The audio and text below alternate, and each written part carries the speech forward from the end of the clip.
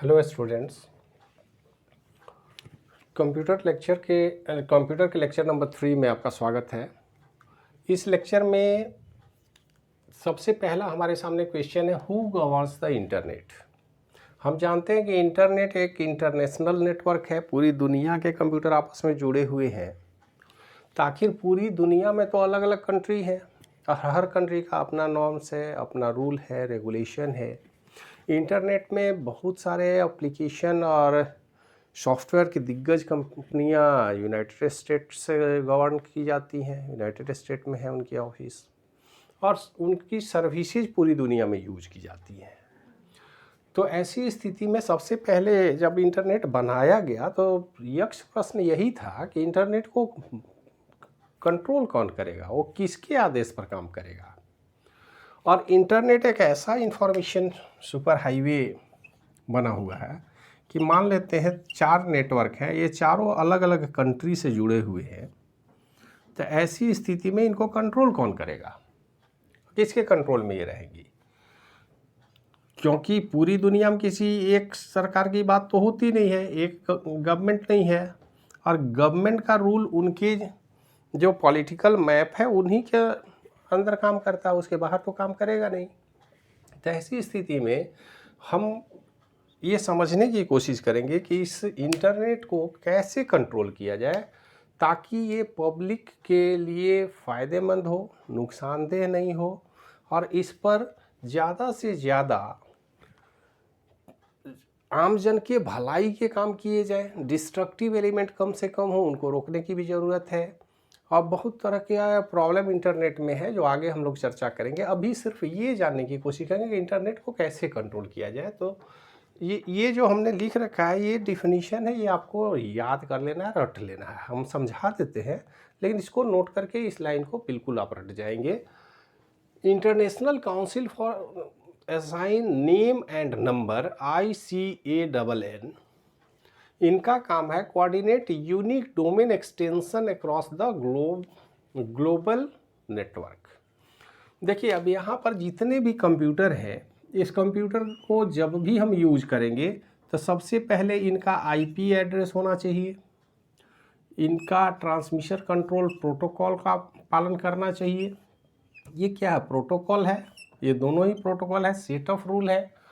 तो इस रूल को देखिएगा कौन कि इंटरनेट में जो भी डिवाइस हैं, जो भी कंप्यूटर है, जो प्रोग्राम बनाए जा रहे हैं पूरी दुनिया में अलग अलग जगह पर, ये इसको फॉलो करें और हर सिस्टम को एक यूनिक IP एड्रेस दिया जाए ताकि वो आसानी से आइडेंटिफाई कर सके, उसमें डुप्लीकेसी नहीं हो।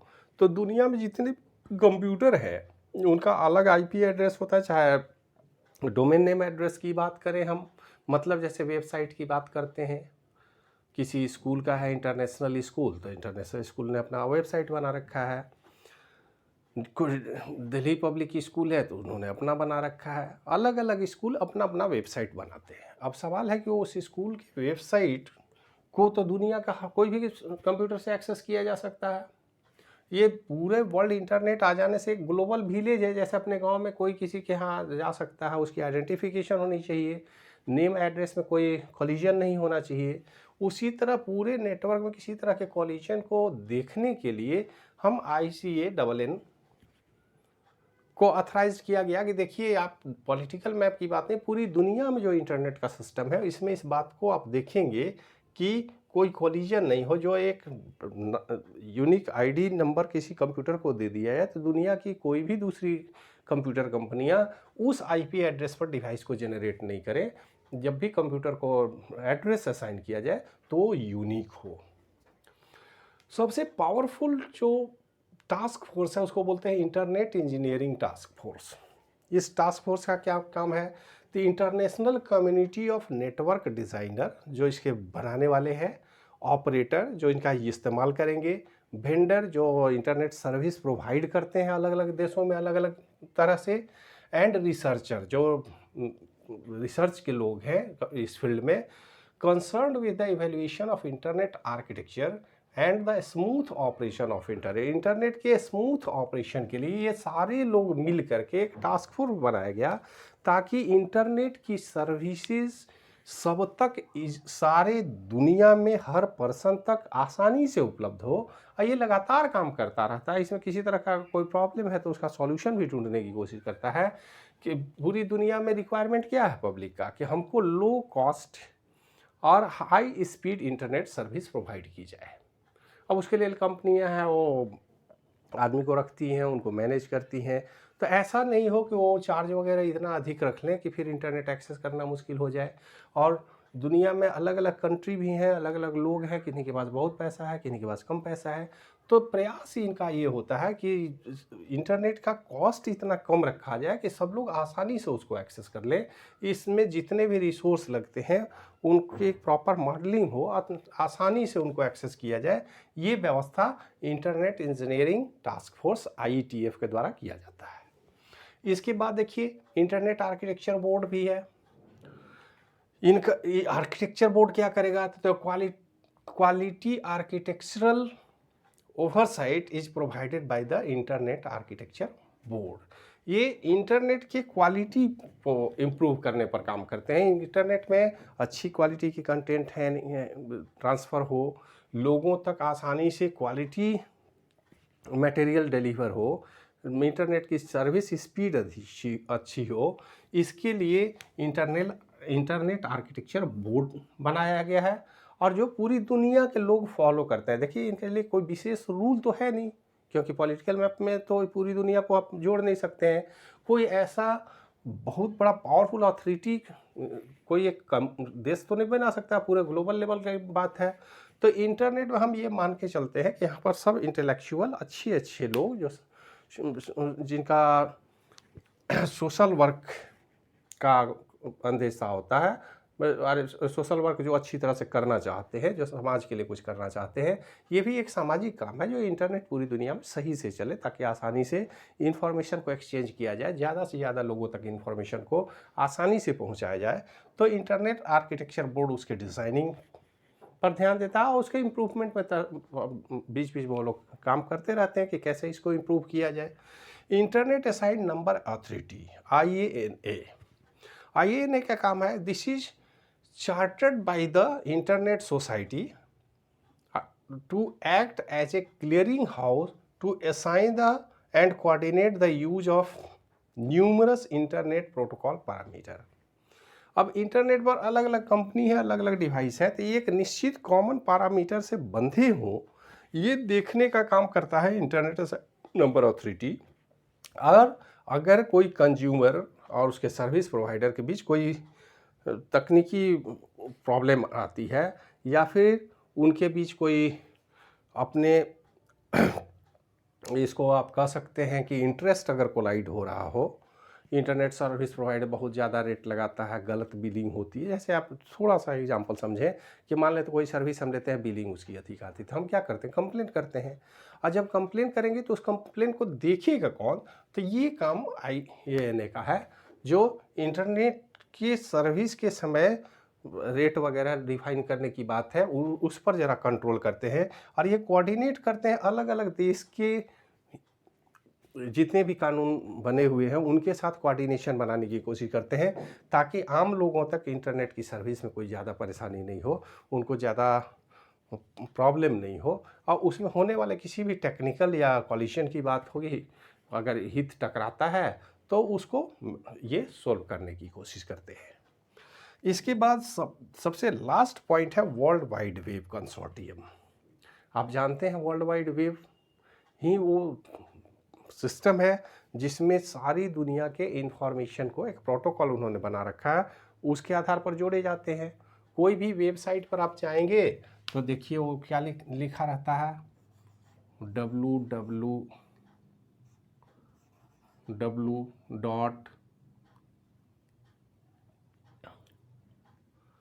कोई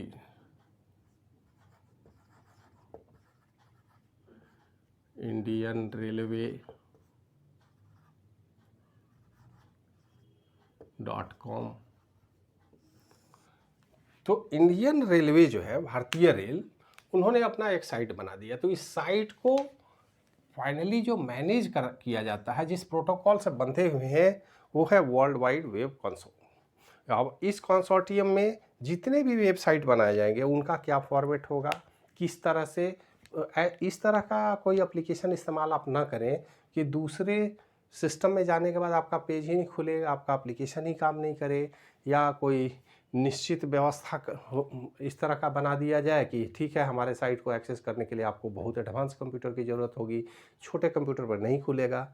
तो ये एक कॉमन प्लेटफॉर्म हर एप्लीकेशन के लिए, कंप्यूटर प्रोग्राम के लिए बनाते हैं वर्ल्ड वाइड वेब, कि आप हमारे थ्रू, इस कंसोर्टियम का ये जिम्मेदारी है कि सारे वेबसाइट को एक कॉमन प्रोटोकॉल और प्लेटफॉर्म पर बांध दिया जाए, ताकि कोई भी सिस्टम, कोई भी डिवाइस, कोई भी एप्लीकेशन किसी भी दूसरे सर्वर को आसानी से एक्सेस कर सके, ईजिली एक्सेस कर सके, और उनके लिए कॉमन प्लेटफॉर्म या प्रोटोकॉल बनाया जाए। और ये काम करता है वर्ल्ड वाइड वेब। तो international community that develop standard to ensure the long term growth of the web.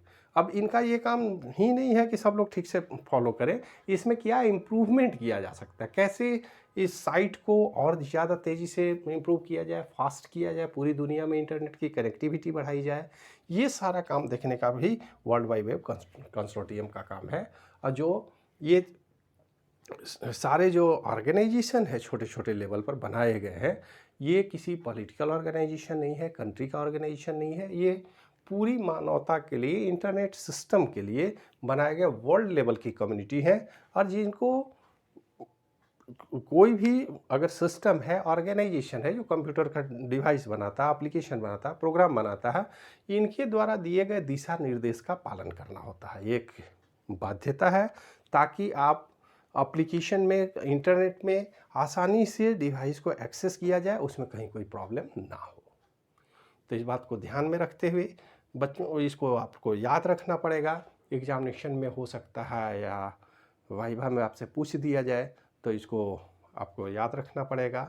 और ख़ास करके कम से कम आपको फुल फॉर्म जो है ICANN, मतलब international council of assigned name and number, internet engineering task force, internet architecture board, internet assigned number authority, उसके बाद वर्ल्ड वाइड वेब कंसोर्टियम, इसको शॉर्ट में W3C बोलते हैं। W3 मतलब 3 टाइम WWWC, शॉर्ट में इसको W3C भी बोलते हैं, वर्ल्ड वाइड वेब कंसोर्टियम।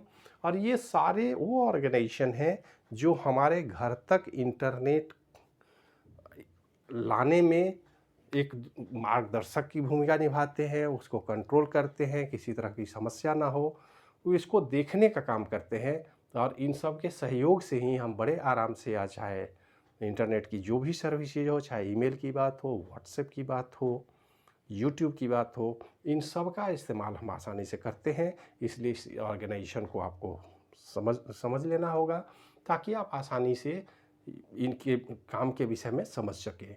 तो इस वीडियो में इतना ही, मिलते हैं अगले लेक्चर में, तब तक के लिए धन्यवाद।